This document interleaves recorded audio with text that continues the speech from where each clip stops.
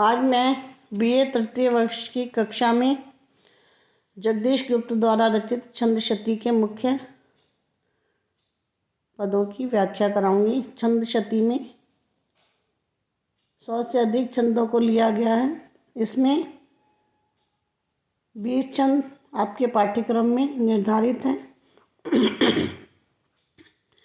तो जगदीश गुप्त वैसे तो आधुनिक काल के नई कविता के कवि हैं। वे इलाहाबाद विश्वविद्यालय में प्रोफेसर के पद पर विद्यमान थे। उन्होंने अनेक काव्य संग्रह लिखे, प्रबंध काव्य, मुक्तक काव्य, गीति काव्य, आलोचना, चित्रकला इत्यादि के साथ साथ उन्होंने अनेक पत्रिकाओं का संपादन भी किया। वे गया प्रसाद शुक्ल स्नेही से बहुत अधिक प्रभावित थे, इसीलिए उन्होंने ब्रज भाषा में छंदों की रचना की।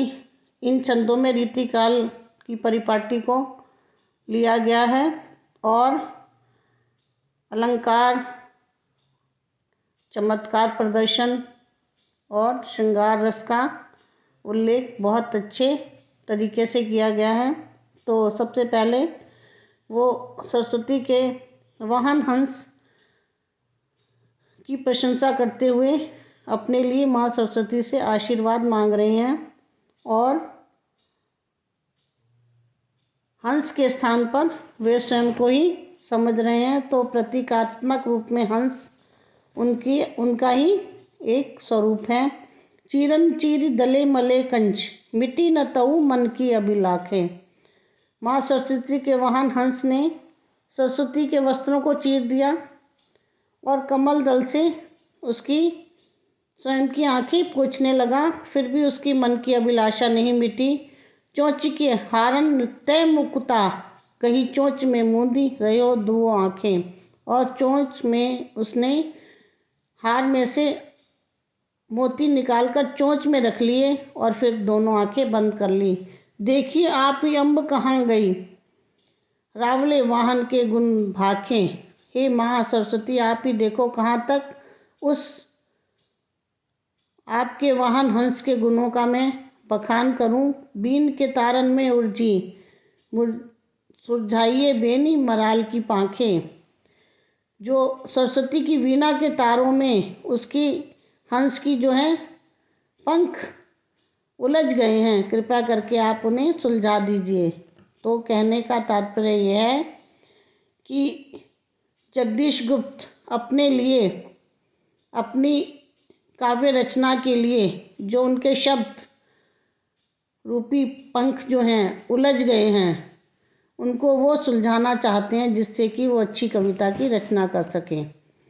रीति स्नेही रसाल दई रत्नाकर, अंगनी में लहराने, हौसन में हुलसे हरिचंद जू, प्राणन में पद्माकर आने, नैनन बीच घिरे घनानंद, बहन सुजान बिहारियो जाने, देवलो देव लसे थिए देवल, सो मति में मतिराम समाने। तो यहाँ पर जगदीश गुप्त विभिन्न रीतिकाल के कवियों से अपने लिए आशीर्वाद मांग रहे हैं और साथ में वो ये कहना चाह रहे हैं कि उनकी रचना का कोई विशेष महत्व नहीं है। उन्होंने जो कुछ भी लिखा वो इन सब कवियों से थोड़ा थोड़ा लिया है। जैसे स्नेह लिया है, रीतिकाल के कवियों से स्नेह लिया है गया प्रसाद स्नेही से, रसाल ली है रमाशंकर शुक्ल से, रत्नाकर उनके अंग अंग में लहराते हैं, हौस हरिचंद जी से ली है, प्राणों में पद्माकर बसे हुए हैं, नैनों में घनानंद हैं और वाणी में सुजान हैं, बिहारी हैं, देव हैं, मतिराम है। इस तरह सब लोग उनके जो उन्होंने काव्य लिखा है कहीं ना कहीं उन्होंने सबसे प्रेरणा लेकर अपने काव्य की रचना की है। नव जौवन जायसी सो मिलियो, सूर सो शैशव केशव सो जरा पाई, रसखान जुखान दई रस की, तुलसी सो विवेक वसुंधरा पाई, बरी बेट पे दास जु दीने अभूखन, भूखन सो रचना त्वरा पाई, पतियाई के को नहीं पतियाई, मैं संपत्ति आई परंपरा पाई। तो वो कह रहे हैं कि पतियाई के को नहीं पतियाई, कोई माने या ना माने, मैंने ये सारी संपत्ति इन कवियों से पाई है। जैसे जायसी से नव यौवन मतलब श्रृंगार रस, सूर से शैशव अर्थात वात्सल्य रस, केशव से जरा अर्थात गंभीरता, रसखान से रस की खान, रस से आनंद रस पाया, तुलसी से विवेक पाया और भूषण से त्वरा पाई रचना लिखने की। तो मैंने सब कुछ जो है ये विभिन्न कवियों से ही लिया है। अर्थात वो ये बताना चाह रहे हैं कि उनके जो काव्य में जो कुछ भी विशेषता है वो इन कवियों द्वारा उन्होंने सीखा है, उन कवियों से लिया है। सींच के प्राणन की रसधार सो पावनता ब्रजधाम की दीनी, गोविंद के गुण गाई के त्यों गरिमा घनी, गोकुल गाम की दीनी, अपनोई पन राखी के सखी नई नंदलाल के नाम को दीनी, सूर की प्रीति कहा कहिए अखियान की श्यामता श्याम की दीनी। तो यहाँ पर इस छंद में जगदीश गुप्त जी सूरदास के काव्य की प्रशंसा कर रहे हैं। वो ये कहना चाह रहे हैं कि मैंने सूरदास के काव्य में कृष्ण के जो चरित्र का गान सुना है वैसा और कहीं नहीं सुना। कृष्ण के गुणों का वर्णन करके उन्होंने गोकुल ग्राम को गरिमा प्रदान की। अपने प्राण की रक्षा करके सूरदास ने कृष्ण के नाम को अमर कर दिया।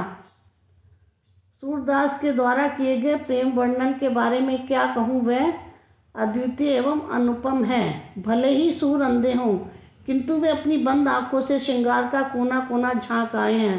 लगता है जैसे उन्होंने अपने आंखों की कालिमा मानो कृष्ण को अर्पित कर दी हो।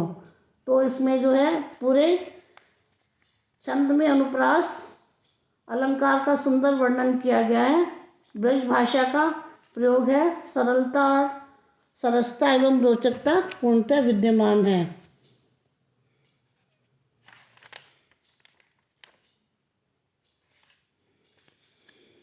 आगे वो कहते हैं,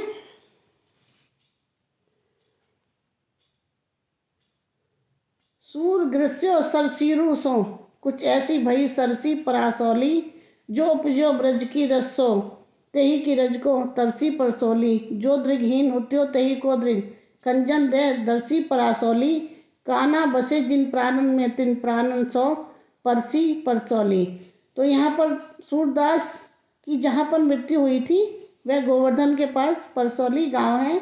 तो उस परसौली की प्रशंसा करते हुए कवि कह रहे हैं कि वो परसौली कितना महत्वपूर्ण और सुंदर गांव है, क्योंकि वहाँ पर जो है सूरदास वहाँ पर रहे। सूर गृस्यो सरसूरी, सूरदास का गृस्यो से मतलब है सूरदास की मृत्यु सरसौली में हुई थी। तो इसी से जो है सरसौली प्रसिद्ध हो गई।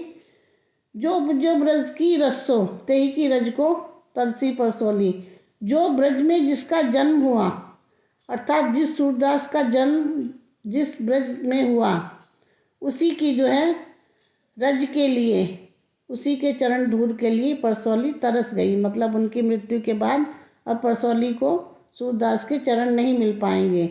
जो दृगहीन होती हो, जो दृगहीन था अर्थात जिसके नेत्र नहीं थे, तेही को दृग खंजन दे दर्शी परसौली, उसी को जो है खंजन जैसे नैन देकर परसौली धन्य हो गई। अर्थात कृष्ण ने उनको दिव्य आंखें दी जिससे उन्होंने इतनी अच्छी काव्य रचना की।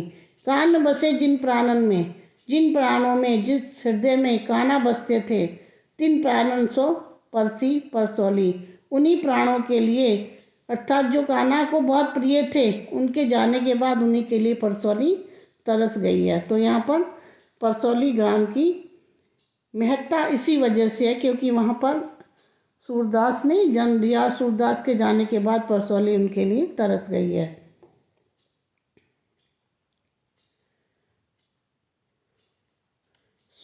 सुटी सोरठा दुहा कवित्त लसें, बिलवे बरसे तुलसी की तुलापे, अर्धा लिनके घट बानी पीयूख, भरे ऋतवे तुलसी की तुलापे।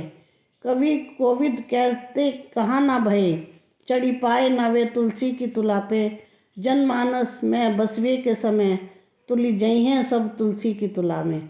तो तुलसीदास के काव्य की विशेषता का वर्णन करते हुए कवि कह रहे हैं कि तुलसी का काव्य कितना अच्छा है, बिल्कुल तुलसी के पत्ते की तरह है। जैसे तुलसी पवित्र होती है, तुलसी महत्वपूर्ण होती है, ऐसे ही तुलसीदास जी का बहुत अधिक महत्व है। तो सुठी सोरठा दोहा कवित्व लस है। तुलसीदास के काव्य में सभी तरह की रचनाएं हैं, दोहा भी है, कवित्व भी है, सोरठे भी हैं, और यही नहीं, उन्होंने बरवे छंद का प्रयोग भी किया है। उन्होंने रामचरितमानस की रचना दोहा चौपाई शैली में की। इस महाकाव्य में अर्धालियों के घट भरे रहते हैं। उनकी वाणी अमृत तुल्य है। और तुलसीदास जो है अर्धालिनों के घट खाली करते रहते हैं और भरते रहते हैं। न जाने कितने प्रवीण कवि हुए और कोई भी तुलसी की तुला पे खरा नहीं उतर पाया। तुलसी के समान कोई भी नहीं हो सका। जनमानस में बसवे के समय तुली जाई हैं सबे तुलसी की तुला में।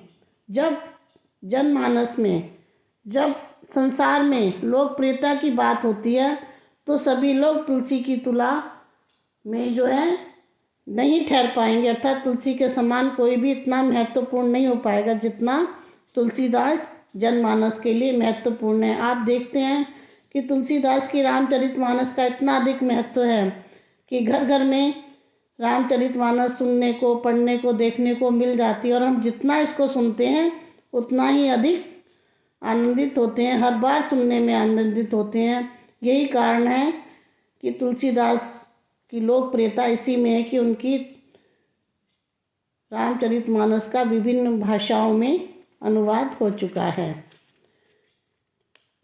इसके बाद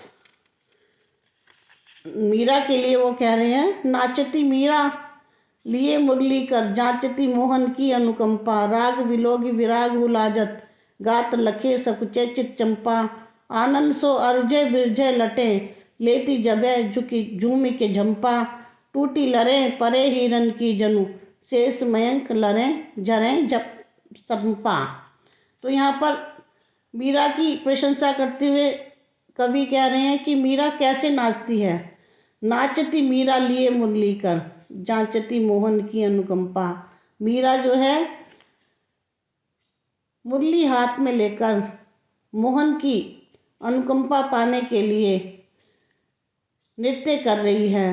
राग विलोगी विराग हुलाजत, और उसके राग में भी वैराग्य दिखाई देता है। मतलब जितना उसका प्रेम है उसको देखकर ऐसा लगता है कि वैराग्य भी लजा जाए। और उसके जो तन को देखकर जो है चंपा भी सकुचा जाए, अर्थात उसके तन में ऐसी अच्छी नाचते हुए सुगंध आ रही है कि चंपा के फूल भी उसको देखकर सकुचा जाएं। और जब वो नाचती है, झूम झूम के नाचती है, तो उसके मुख पे जो है उसकी लटें दिखाई देती हैं, अर्जी बिरजी, मतलब उलझती हुई गिरती हुई जो दिखाई देती हैं वो बहुत ही अच्छी लग रही हैं। टूटी लरें परे हिरन की, और उसके गले में से हीरे की जो माला है उसमें से जो मन के नाचते समय टूटते हैं वो ऐसे लग रहे हैं जैसे शेषनाग और मयंक चंद्रमा आपस में लड़ रहे हैं और उससे जो है संपा झरे, उससे जो ऐसे लग रहा है बिजली के कण, विद्युत कण जो हैं मोती की माला के रूप में टपक रहे हैं। तो बहुत सुंदर इन्होंने रूपक लिया है। और जो चंद्रमा और शेषनाग का जो तुलना की है वो बहुत अधिक प्रशंसनीय है। और नृत्य का एकदम बिंबात्मक स्वरूप हमारे सामने आ जाता है, इतना सुंदर वर्णन किया है। क्योंकि जगदीश गुप्त जी चित्रकार थे, इसलिए पूरे काव्य को चित्रों के माध्यम से पाठक के समक्ष उसका साक्षात्कार कराना उनके काव्य की विशेषता है। इसके बाद